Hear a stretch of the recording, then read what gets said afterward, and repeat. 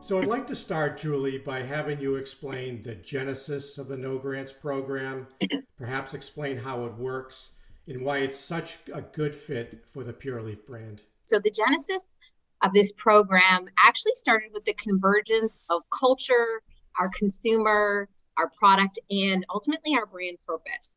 So at the time, if you'll think back, we were really seeing a reaction in culture where women were starting to say no and make global headlines. So Naomi Osaka, Simone Biles, they, were standing up for themselves, saying no to themselves.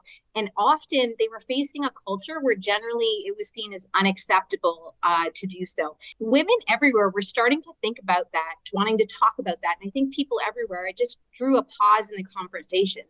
Now, the challenge that we were finding is that often people can't afford to say no. There's a real cost to it overall. So that opened up this broad conversation about the immense pressures that women are constantly, trying to live up to, and often without the right amount of financial support or personal support around them.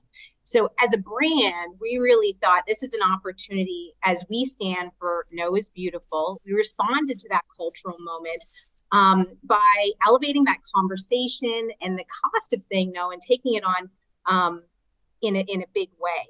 And what we learned is, we want to try and understand where that's happening, whether it's at work, whether it's at home, whether it's in communities overall. And we did this really deep survey and economic modeling to kind of understand what the emotional costs were, but also the financial costs. And those are pretty jarring, as you said in your upfront already, that, 3/4 of women actually feel like there's a cost and there's a negative reaction if you say no, for example, in the workplace, and 2 in 3 often find they actually do. But more jarring was certainly the financial impact and the economic future potential economic loss by doing so. So what we did is we leaned into it. We went in 2022 and leaned into the workplace conversation. As you pointed out, this year we're working more so in the space of motherhood and the cost of saying no there, which are often very riddled by guilt as the number one emotion that's facing women there. But in both cases, there are financial as well as personal and emotional costs to saying no. So we, at the end of it, what I think we were listening to our consumers, we were looking at our product truth, we were seeing what was going on in culture to create this really unique territory for Pure Leaf. Which is the No Grants, a program founded on saying no to anything that doesn't serve us so we can say yes to the things that do.